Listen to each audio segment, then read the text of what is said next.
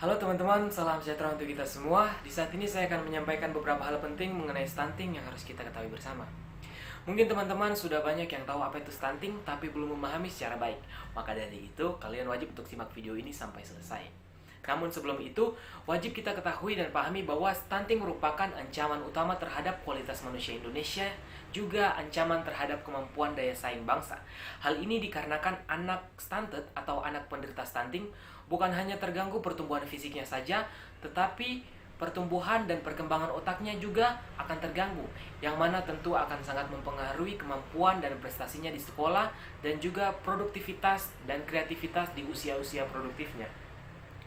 Mungkin teman-teman di sini sudah pernah dengar apa itu stunting. Ya, stunting adalah masalah tumbuh kembang anak yang disebabkan oleh kurangnya asupan gizi pada 1000 hari pertama bayi lahir, sehingga mengakibatkan gangguan pertumbuhan pada anak, yakni tinggi badan anak yang lebih rendah atau pendek, atau sering kita dengar dengan sebutan kerdil dari anak-anak seusianya. Namun tubuh anak yang pendek seringkali dianggap sebagai faktor keturunan genetik dari orang tuanya, sehingga masyarakat banyak yang menerima keadaan tersebut tanpa melakukan apapun untuk mencegahnya. Padahal faktor genetika merupakan faktor determinan kesehatan yang paling kecil pengaruhnya bila dibandingkan dengan faktor perilaku lingkungan sosial dan pelayanan kesehatan.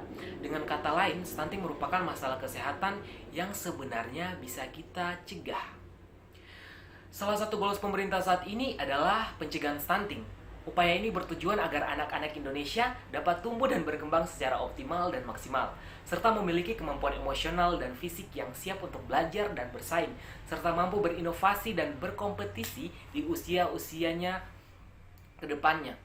Saya akan menjabarkan beberapa hal. Ada sekitar 3 poin penting dalam upaya untuk pencegahan stunting yang bisa kita lakukan dan kita terapkan dalam kehidupan kita. Yang pertama adalah kita harus memperhatikan pola makan. Ya.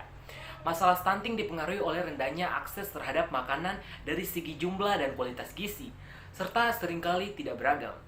Istilah isi piringku dengan gizi seimbang perlu diperkenalkan dan dibiasakan dalam kehidupan sehari-hari. Bagi anak-anak dalam masa pertumbuhan, memperbanyak sumber protein sangat dianjurkan, di samping tetap membiasakan mengkonsumsi buah dan sayur.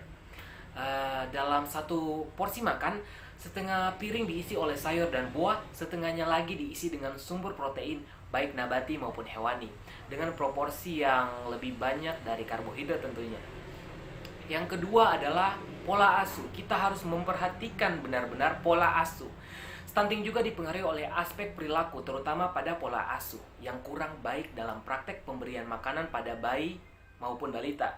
Dimulai dari edukasi tentang kesehatan reproduksi dan gizi bagi remaja sebagai cikal bakal jika nanti sudah berkeluarga, sehingga para calon ibu memenuhi atau memahami pentingnya pemenuhan kebutuhan gizi saat hamil dan stimulasi bagi janin, serta memeriksakan kandungannya selama masa kehamilan sebanyak 4 kali, dan juga bersalin di fasilitas kesehatan dan lakukan inisiasi menyusui dini, dan harus berupaya agar bayi mendapat kolostrum air susu ibu atau ASI, dan berikan hanya ASI saja sampai bayi berusia 6 bulan.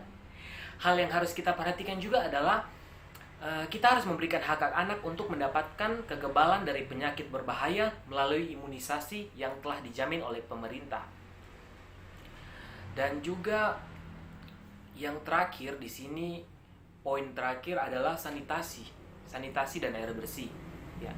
Sanitasi dan air bersih juga harus benar-benar diperhatikan, karena bisa memberikan dampak buruk jika tidak diperhatikan siklus aliran dan kebersihannya. Rendahnya akses terhadap pelayanan kesehatan mendekatkan anak pada resiko ancaman penyakit infeksi dan juga penyakit menular lainnya. Untuk itu, perlu membiasakan cuci tangan pakai sabun dan air mengalir, serta tidak buang kotoran atau buang air besar sembarangan. Pola asuh dan status gizi sangat dipengaruhi oleh pemahaman orang tua, terlebih seorang ibu. Maka harus benar-benar diperhatikan dalam mengatur kesehatan dan gizi di dalam keluarganya. Karena itu, edukasi diperlukan agar dapat mengubah perilaku yang bisa mengarahkan pada peningkatan kesehatan gizi ibu dan anaknya. Demikian informasi penting yang wajib kita ketahui dalam upaya pencegahan stunting di Indonesia. Ayo bersama kita cegah stunting untuk generasi Indonesia yang lebih baik. Saya Stefan Romere, terima kasih.